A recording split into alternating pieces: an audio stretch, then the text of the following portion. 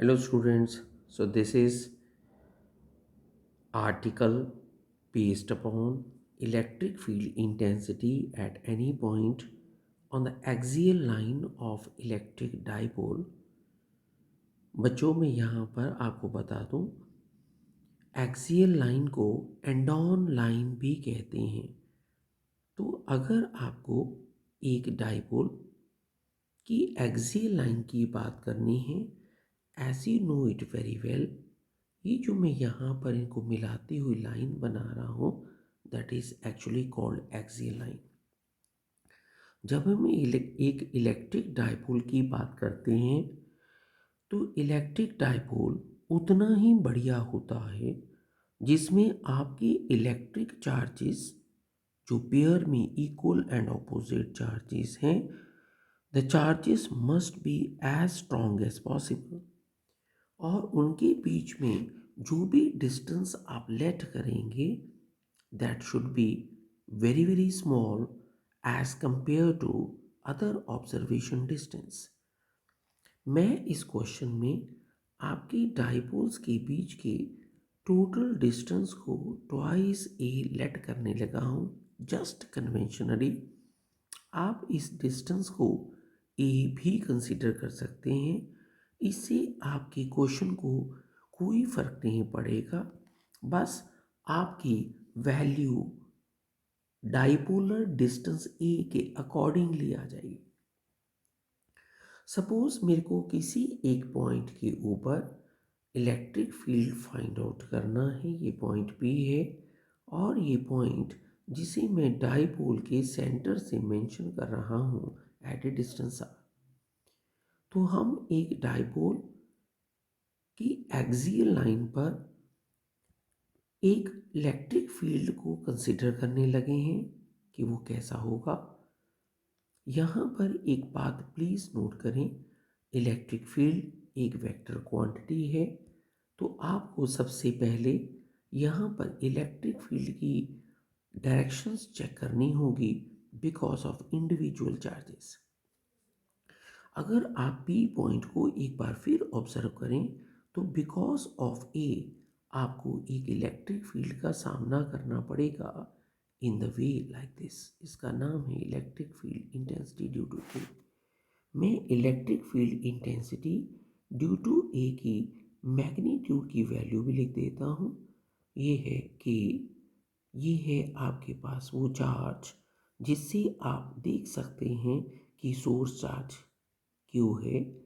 और ध्यान दें आपके इस ऑब्जर्वेशन डिस्टेंस का ए से जो डिस्टेंस है वो आपको दिख गया होगा, it is R plus A square. तो ध्यान दें हमने यहाँ पर electric field intensity due to A find out कर ली है direction wise and magnitude wise. But at this observation point B एक और इलेक्ट्रिक फील्ड है जो ऑफकोर्स बी के कारण होगा और पॉजिटिव चार्ज के कारण वही इलेक्ट्रिक फील्ड ऑपोजिट डायरेक्शन में होगा। बी चार्ज पॉइंट बी के बहुत क्लोज है। अगर आप ध्यान से देखें तो यहाँ पर मैं यहाँ पर electric field due to B का ऑब्जर्वेशन पॉइंट पे इलेक्ट्रिक फील्ड लिख सकता हूँ। बच्चों अब इन दोनों इलेक्ट्रिक फील्ड्स को देखें पॉइंट पी पे। ये जो दोनों इलेक्ट्रिक फील्ड आपको दिख रहे हैं इनकी डायरेक्शन ऑपोजिट है। एक बात और गौर करें, इलेक्ट्रिक फील्ड जो आपके पास यहाँ पर आ रहा है, जो आपके पास इलेक्ट्रिक फील्ड जिसकी मैं बात कर रहा हूँ, उनमें से दोनों की दोनों वैल्यूज़ में से बी का डिनोमिनेटर कम है। मीन्स यहाँ से ये क्लियर दिख रहा है कि इलेक्ट्रिक फील्ड का magnitude due to B A से ज़्यादा है। It means whenever at the point B E B और ई ए सेम नहीं है तो आपके पास जो नेट इलेक्ट्रिक फील्ड है मैं उसको यहाँ पर शो कर देता हूँ in the direction of B, क्योंकि बी की वैल्यू स्ट्रॉन्ग है। And if you want to find out the net electric field intensity in magnitude at point B, तो ये दोनों के दोनों इलेक्ट्रिक फील्ड जो एक पॉइंट पे एक्ट कर रहे हैं, these are in opposite direction. तो आप यहाँ पर नेट इलेक्ट्रिक फील्ड के लिए इन्हें सब्ट्रैक्ट कर सकते हैं।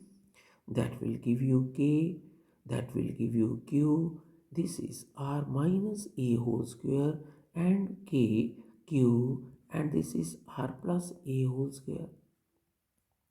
आपके इस क्वेश्चन में के और क्यू कॉमन है। आपके पास इस क्वेश्चन में बहुत आराम से आप मैथमेटिकली इलेक्ट्रिक फील्ड इंटेंसिटी के वैल्यू को, नेट वैल्यू को फाइंड आउट कर सकते हैं। मैं इस वैल्यू को फर्दर कैलकुलेट करते हुए के की वैल्यू भर रहा हूँ। मैं यहाँ पर कैपिटल क्यू यूज़ कर रहा हूँ। यहाँ से आपके पास उन दोनों टर्म का एलसीएम ले रहा हूँ, and a normal mathematics is there जो आपको इस क्वेश्चन में आंसर तक ले जाएगा। अगर हम इसके फाइनल आंसर तक पहुँचे तो यहाँ पर आपके पास ये क्यू, और यहाँ से इस ब्रैकेट में जब आप चेक करेंगे स्क्वायर ब्रैकेट को ओपन करके, तो you will get it like this. इस क्वेश्चन में एक बात और याद रखें, आप इस क्वेश्चन में पूरा आर्टिकल करते हुए जो net electric field find out कर रहे हैं, उस क्वेश्चन में आप 4RA को 2A 2R की फॉर्म में लिख के भी इस आर्टिकल को ख़त्म कर सकते हैं, ताकि हम अपने इस क्वेश्चन में एक टर्म को नोट करें। ये टर्म है क्यू इंटू ट्वाइस ए, जो कि आपको दिख गई होगी, जो any charge into displacement between them given होने के कारण बेसिकली ये मैग्नीट्यूड ऑफ डाइपोल मोमेंट ही तो है। तो हम इस क्वेश्चन में डाइपोल मोमेंट की टर्म में नेट इलेक्ट्रिक फील्ड को लिख सकते हैं, और ये है नेट इलेक्ट्रिक फील्ड, ये है 1/4πε0, ये है 2, ये है dipole moment P R and R square A square whole square. एक बात और ध्यान दें, जब आप यहाँ पर नेट इलेक्ट्रिक फील्ड इंटेंसिटी को P पॉइंट पे चेक कर रहे हैं, तो नेट इलेक्ट्रिक फील्ड इंटेंसिटी की जो फाइनल डायरेक्शन आपको दिख रही है, और जो इस क्वेश्चन में आपको डाइपोल मूवमेंट की डायरेक्शन दिख रही है, वो बिल्कुल सेम है। आप यहाँ पर लिख सकते हैं कि इस क्वेश्चन में एक्सियल लाइन पर जो भी आपको इलेक्ट्रिक फील्ड इंटेंसिटी मिली है, वो इन the direction of dipole moment है। मीन्स आप इस क्वेश्चन को लिखते हुए, ई नेट को लिखते हुए अगर वेक्टर कंसेप्ट यूज़ करना चाहें, तो अब आप कर सकते हैं, पी पे वेक्टर डाल सकते हैं, ये बताने के लिए कि पी की डायरेक्शन एक्सियल लाइन में वही होती है जो हमारे पास नेट इलेक्ट्रिक फील्ड इंटेंसिटी की डायरेक्शन है।